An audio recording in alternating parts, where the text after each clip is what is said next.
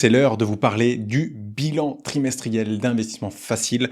Je vais donc aujourd'hui vous présenter l'ensemble des chiffres de la société Investissement Facile avec le chiffre d'affaires réalisé auprès des différents partenaires notamment. Ces partenaires, ce sont les personnes avec qui je travaille et qui aident Investissement Facile tout au long de l'année et qui m'ont permis de facturer environ 11 000 € par mois ces 3 derniers mois. On est extrêmement proche du précédent record, mais malheureusement, il n'a pas été battu. La faute à l'été, en plus, on peut vraiment le dire, puisque en été, l'activité est plus faible, ce qui vient forcément réduire un petit peu ce que je facture chaque mois. Depuis longtemps, je vous partage en toute transparence les résultats d'Investissement Facile. C'est un exercice qui est pour moi extrêmement important. N'hésitez pas à me laisser un petit commentaire pour vraiment indiquer à l'algorithme que vous êtes intéressé par ce type de vidéo. Et je pense que ce type de contenu est indispensable à rétablir la confiance entre les créateurs de contenu, ce que les gens appellent les influenceurs, et les gens qui nous regardent, puisque finalement, personne ne sait combien d'argent font les gens.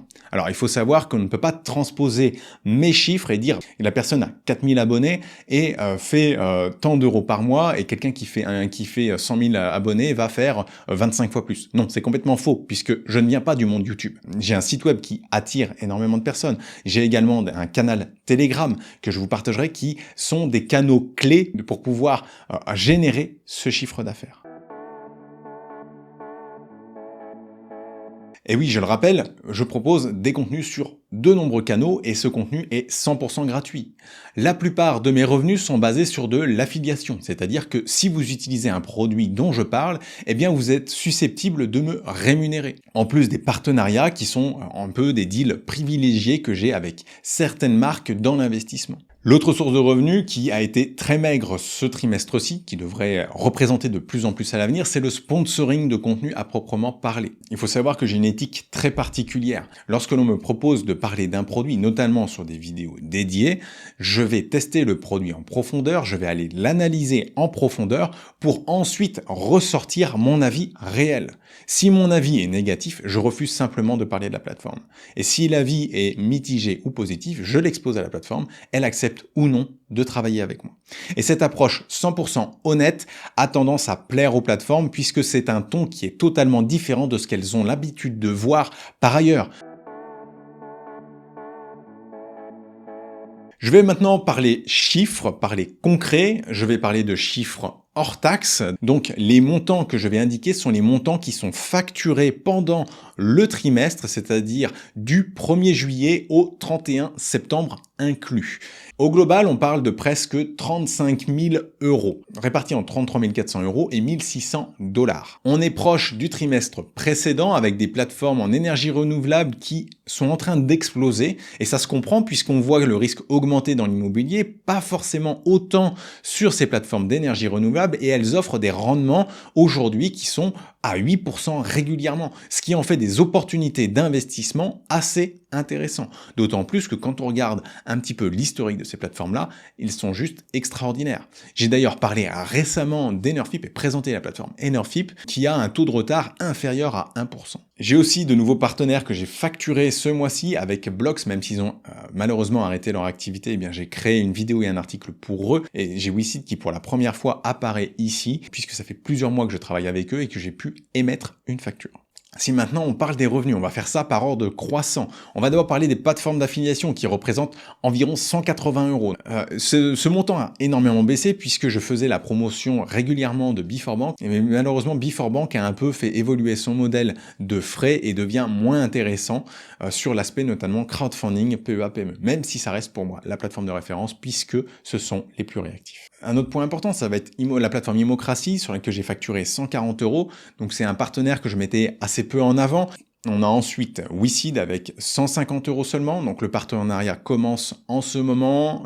Je pense qu'il n'y a pas un match fou entre la communauté et les projets qui ont été proposés jusqu'à présent parce que il s'agissait majoritairement de projets de promotion avec des marges relativement faibles et des possibilités de retard qui sont assez élevées parce que la promotion est actuellement en difficulté. Sur l'IMO, écoutez, le partenariat fait son petit bonhomme de chemin avec 367 €, pas grand chose à en dire, ça continue à progresser tranquillement. J'ai parlé un peu moins de l'IMO dernièrement, donc je pense que ça va chuter dans le prochain trimestre.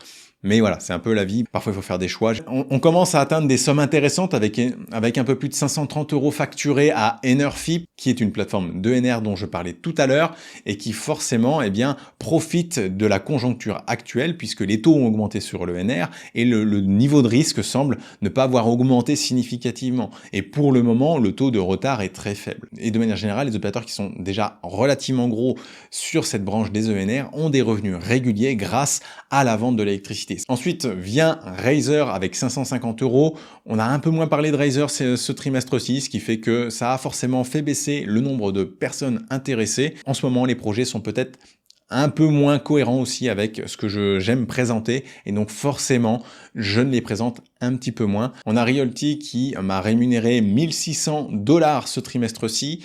Alors là, je comprends pas, il y a une baisse assez régulière sur Realty, probablement que le côté crypto a fini de séduire un petit peu les early adopters et qu'il est un peu plus difficile aujourd'hui de convaincre les gens d'investir, des gens qui ont peut-être pas d'expérience sur la blockchain. Même si ce que propose Realty a assez peu évolué, il faut quand même constater que les rendements ont un peu baissé en moyenne, les rendements offerts, puisque les biens que Realty achète ont simplement augmenté en valeur. On a ensuite la deuxième plateforme d'énergie renouvelable avec 1700 € facturés environ.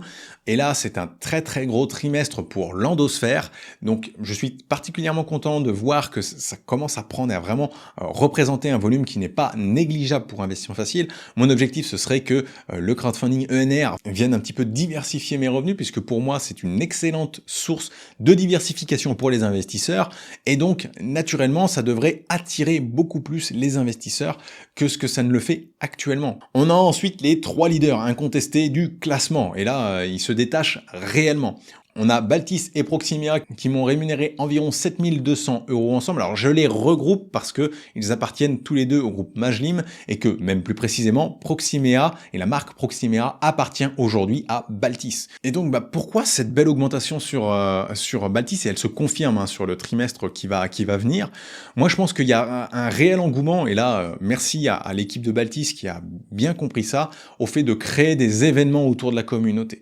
C'est aujourd'hui la plateforme qui me permet de vous proposer des événements un peu plus régulièrement et qu'il y a un bon match entre ce que propose la plateforme et ce que veut la communauté. Ensuite vient Club Funding avec 7200 € également.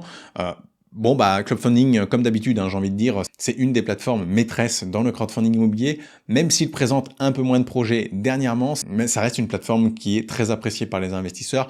Il faut noter que ce résultat est particulièrement bon et que ça risque de diminuer dans les prochains mois parce qu'il y a eu un effet rattrapage, il y a eu un problème dans le suivi de certains codes bonus qui ont fait que les codes bonus n'avaient pas été payés. Et enfin, votre plateforme préférée, à en croire les chiffres, parce que si je facture énormément à la plateforme, c'est qu'il y a eu énormément d'interactions et énormément d'investissements a priori sur la plateforme. Et or, j'ai facturé pas loin de 12 000 € à la première brique ce trimestre-ci. Alors encore une fois, c'est un chiffre qui est énorme, un peu plus faible que le trimestre précédent. La première brique reste un carton, il y a un match excellent avec la communauté. J'espère qu'on aura l'occasion régulièrement d'organiser des événements avec la première brique. J'ai fait une interview récemment avec Hugo pour parler justement du PSFP, des changements que cela va apporter. Je pense qu'il y a la possibilité d'organiser des événements similaire à ce qu'il y a sur Baltis, donc réserver des petites collectes à la communauté d'Investissement Facile, et je pense réellement qu'il y aura un gain pour la plateforme en termes d'image à faire ce genre de choses, donc je vais en discuter avec eux. Il est temps de faire le bilan de l'année fiscale puisque j'ai terminé mon année fiscale le 31 septembre 2023 et donc c'est au 31 septembre 2023 que le bilan sera fait par le comptable. Et le bilan est très positif. Si on regarde d'un point de vue purement financier, j'avais un objectif entre 80 et 100 000 € de chiffre d'affaires et on approche tout doucement des 140 000 € de chiffre d'affaires. Je pense qu'on va même les dépasser avec les investissements qui me rapportent des intérêts. Ces 140 000 €, eh bien, sont le fruit d'un travail beaucoup plus important que ce que j'avais imaginé. Donc, ils ne sont pas démérités et il faut savoir qu'actuellement, je ne me verse absolument aucun salaire et que je ne pourrais bien sûr pas me verser l'équivalent d'un salaire à 140 000 € brut. J'ai des charges, je travaille avec des prestataires et le fait d'avoir fait une bonne année me permet aussi d'embaucher quelqu'un. Et donc, je vais avoir aujourd'hui une seconde personne qui va rejoindre l'aventure Investissement Facile au 1er novembre. Et donc, normalement, à partir de mi-novembre, fin novembre, vous devriez avoir des articles qui seront estampillés Hugo Hugo, puisque Hugo va me rejoindre et va se concentrer sur développer le site web et développer aussi peut-être certains réseaux sociaux. Grâce à cette bonne performance, au-delà de ce recrutement, j'ai pu faire aussi des investissements financiers qui sont plus importants que ce que j'avais imaginé. Je pensais mettre autour de 20 000 euros. J'ai déjà environ 35 000 euros d'investis. Alors nécessairement, le fait d'avoir embauché quelqu'un va énormément limiter les investissements que je vais réaliser dans les prochains mois, puisque je dois avant tout sécuriser le poste et sécuriser mes revenus pour pouvoir payer 2 salaires, puisqu'il va falloir que je me paye aussi un jour. J'ai aussi pu faire des prestations externes supplémentaires avec des audits SEO, en déléguant des créations de contenu à des personnes externes, donc même certains membres de la communauté qui ont participé. J'en profite pour remercier notamment Alexis qui a écrit plusieurs articles pour le compte d'Investissement Facile. Puis, bien sûr, ces personnes étaient rémunérées pour leur travail.